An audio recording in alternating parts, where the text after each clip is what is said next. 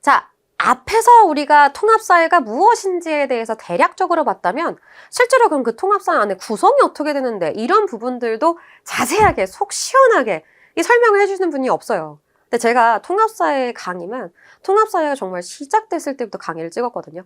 처음에 EBS에서 저 원래 수능 강사였습니다. 수능 과목을 찍었는데 갑자기 통합사회를 하라는 거예요. 왜 그랬냐면 사실은 선생님들도 당황스러워요. 학교 선생님들도 통합사회라는 걸 배워본 적이 없잖아요.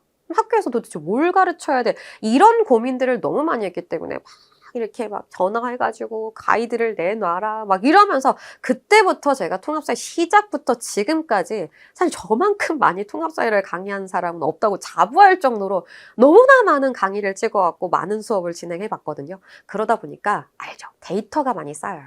근데 이제 문제는 여러 학교들의 패턴들을 보면 사실은 제가 주요 도시들의 1회 특강도 꽤 많이 갑니다. 저는 어쩔 수 없이 산후부의 신세이기 때문에 학원에서 가라면 가야 되잖아요. 자꾸 학원이 이 KTX, SRT 때문에 분점 지정을 냅니다. 그러면 이제 제가 단순히 서울 지역, 특히 뭐 강남 대치 지역의 상황만 말씀드리는 게 아니에요. 요즘 굉장히 핫한 도시 중에 대전도 있거든요. 그 대전도 보면은 오히려 문제 수준이나 가르치는 내용, 그 유인물 프린트 있잖아요. 부교재 같은 거. 그런 거 이제 이 특강하다 보면 달라고 해서 보는데 거의 대치에서 배우는 친구들 수준보다도 더 깊은 내용들을 배우는 친구들이 꽤 많거든요. 그러니까 이게 꼭 비단 그 어떤 특정 지역의 문제가 아니라 어떤 전국적으로 일어나는 어떤 현상일 수도 있다라는 걸 보여드리는 겁니다. 실제로 저는 전체 강의를 찍기 때문에 전국에 있는 친구들의 연락도 되게 많이 와요. 그럼 이제 그런 부분들에 대해서 질문들을 분석해보고 그동안 내가 담당했던 친구들의 문제, 기출문제, 그 수많은 데이터들 아직 10년을 꽉 채우진 않았어요. 통합사회가 만들어진 지는. 근데 그래도 거의 한 8년 가까이 이상의 데이터들을 우리가 분석해보면 제가 이렇게 한번 정리를 해볼 수가 있습니다. 이거는 그 어디에서도 본 적이 없는 데이터일 건데요. 제가 그동안에 그 많은 아이들을 가르치다 보니 각 단원별로 중요도가 차이가 있잖아요. 그래서 제가 통합사회 1, 통합사회 2권 안에 있는 각 단원들을 설명드리고 그 각 단원들부터 이게 수능 문제랑 어떻게 연결이 됐을까? 수능 아직 볼 것도 아닌데 뭐가 수능이 중요해요? 라고 얘기하는데요. 제가 다음번 내용에서도 설명을 드릴 거지만 학교 선생님들이 통합사회 전공자가 아니에요. 저는 공통사회교육 전에 전공을 했지만 문제는 이제 막 갓 이렇게 학교에 들어오신 분들이나 또는 연수에서 몇 개월 만에 나 이제 통합사회 이런 선생님들 간혹 계시거든요. 이제 그러다 보면요. 각각 자기 전공만 잘해. 그럼 이제 통합사회 선생님들이 어떻게 들어가느냐? 한 명이 다 안 가르쳐요. 어떤 통합사회 학교는 통합사회 A, B, C, D 거의 4명, 5명까지 들어가서 가르치는 경우도 생기거든요. 그러니까 이러면 어떤 문제가 생기느냐? 융합적 문제를 출제한다기보단 뭐 지리는 지대로, 뭐 경제는 경제대로, 일반 사회 선생님은 일반 사회 선생님대로, 윤리는 윤리대로 자기가 수능 과목에서 가르쳤던 문제들을 내기 시작합니다. 실제로 대치동에 있는 제2모 여고에서는 모든 문제를 다 수능으로 낸 거예요. 윤리와 사상 수능 문제, 세계지리 수능 문제, 그 다음 또 일반 사회 선생님은 아예 모든 걸 다 갖고 와. 사회문화 수능, 경제, 뭐 실업률 수능 문제. 아니, 고1 애들 사실 아무것도 몰라요. 우리가 배워야 할 게 너무 많이 있어야 되는데 그런 것도 못 배운 친구들한테 그런 것들을 그냥 입다 막 하니 실제로 그 학교에서 그때 중간고사 처음 뚜껑 열었을 때 전교 1등 전교 1등 그 통사 점수가 79점이었나? 전교 1등이 이게 말이 됩니까? 그리고 학교 평균 점수 요즘 계산해보면 거의 막 30점대 이렇게 나오는 경우가 많아요. 이게 어떻게 된 일일까? 30점이, 어머님이 50점 만점이 아니라 100점 만점에 30점이라고요. 그러니까 이게 지금 선생님들도 생각을 하고 계시는 거예요. 아, 이제 그동안은 통합사회가 수능이 아니었는데 이 수능까지 반영되니까 우리 학교 애들의 아웃풋을 좋게 만들려면 얘네를 트레이닝을 시켜야 되겠다 하면서 배우지도 않은 애들에 대해서 막 이렇게 아직 이 쌀을 씹지도 못하는 친구들한테 갈비찜을 쪄서 주는 거랑 똑같은 상황이라 생각해 보시면 되는 거예요. 그래서 안타까운 마음에 자꾸 그 선생님들이 각 단원마다 어느 수능 문제를 냈는지 제가 다 연결을 해서 데이터를 분석해서 정리를 한 겁니다.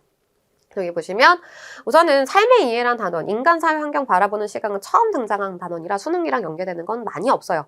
하지만 간혹 가다가 또 주제를 연결해서 내신 선생님도 계시긴 합니다. 자, 이제 여기가 중요한데요. 여기서부터는 이제 본격적으로 윤리가 연계돼요. 예전에는 윤리와 사상인데 이제 이 수능 과목도 제목이 다 바뀌거든요. 이 이름이 이 과목 이름이. 그래서 현대사회와 윤리라는 과목으로 이름이 바뀝니다. 자, 이제 자연환경과 인간이라는 이 주제는 굉장히 세계지리라는 과목과 많이 연결이 될 거예요. 그래서 세계지리 수능 문제를 데이터화해서 막 문제를 풀어보는 게 되게 중요하고요. 여기도 마찬가지로 생활과 윤리라는 건데 이름 바뀌었죠. 현대사회와 윤리로.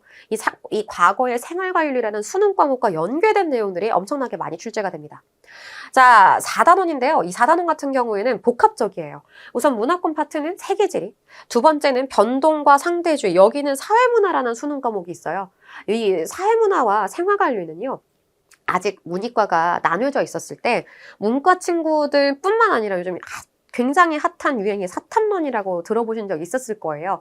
이과생들이 자꾸 넘어와서 사탐 과목을 공부하고 있는 그런 상태인데요.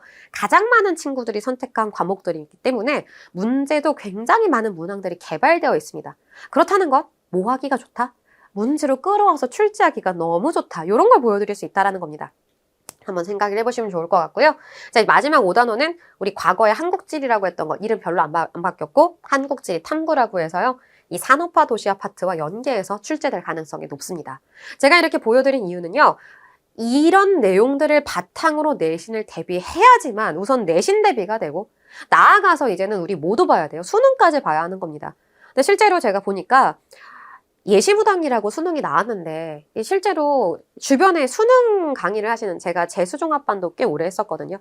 그러니까 재종반 선생님들은 오, 수능 예시무당 꽤 어려운데? 수준 높은데? 근데 이제 또 동료 내신 선생님들한테 봤더니 아, 뭐야 땡땡 고등학교 내신보다 쉬워 이런 얘기가 나와요. 그러니까 이게 내신을 준비하는 친구들은 이미 저런 수능 문제에 대한 트레이닝이 돼 있는 거예요. 실제로 제가 이 담당하는 친구들에게 풀려봐요. 예시문항을. 금방 풀어요. 그러니까 이런 부분들이 이미 1학년 때부터 계속 연습이 되고 있다라는 건데 문제는 된 애들이 그 반에서 몇 명이나 되느냐. 실제로 사회를 포기하는 친구들 진짜 많습니다. 그래서 반에 보면은 이 정규 분포도가 원래 1등급부터 5등급까지가 이런 식으로 나타나잖아요.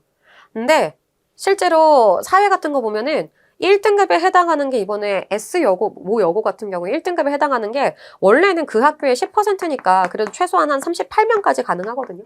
근데 1등급 몇 명? 5명. 왜?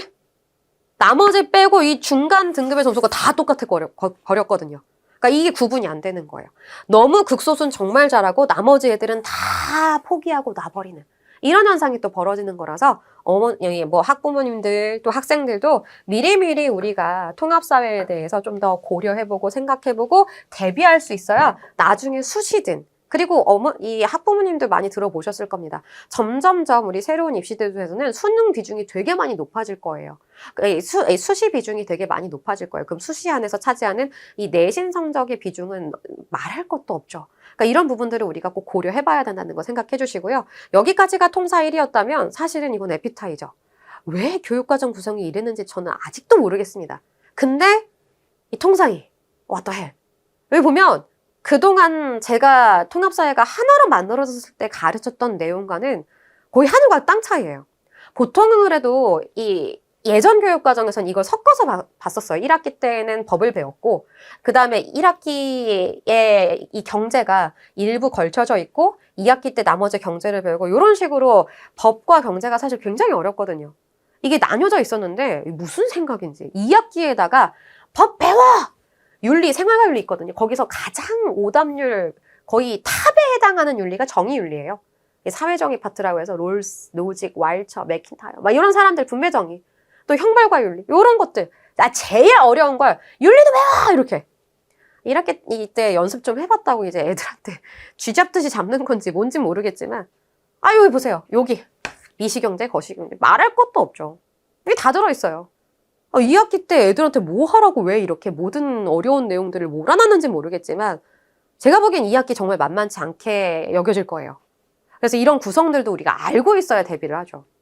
이런 부분들 생각해 보시면서 이런 보면 다 노랗고 별표 3개짜리잖아요. 제가 난도에 따라서 이 별표를 쳐놨는데 여기 별표 지금 거의 다 3개짜리 도배가 되어 있는 단원들 보이죠? 그러니까 제가 보기에는 진짜 하이라이트는 2학기 중간고사일 거예요. 그러니까 보통은 웬만해서 그냥 양으로 자른다면 요 정도로 내거든요. 요 정도, 요렇게.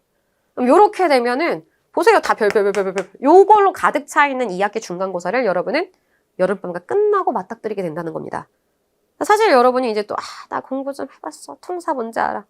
여러분이 봤던 통사는 이젠 또 다른 세계가 펼쳐질 겁니다. 통사2는 또 다른 세계예요.